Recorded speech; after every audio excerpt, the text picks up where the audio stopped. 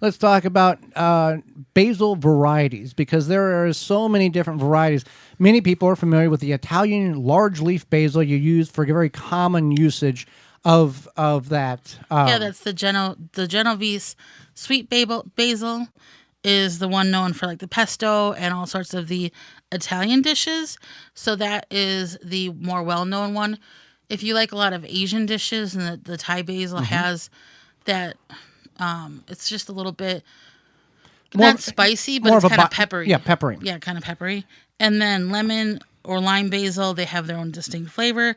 There's a new variety called Boxwood Basil, and it looks like a miniature boxwood, and it has a very strong basil-y scent to it. So I just want to keep that in mind. Chocolate, so if you're like, chocolate basil, chocolate licorice basil. Yep, there's a lot of different basils. So if you're like, I want to grow, enough to make my own pesto and have my Italian dishes, whatever, then you want to grow that Genovese sweet basil. Otherwise, you can experiment and see what you got. And whenever it says lemon basil, lime basil, licorice basil, chocolate basil, it is exactly that taste. There is no, we'll just call it this, because no, it is. It tastes just like you bite in a lemon, a lime, a chocolate, a licorice. Yeah. The lemon basil tastes kind of like lemongrass, I guess I would say. It still has like a little bit of a green taste. It's very identifiable. Right, but you can taste the whatever it is.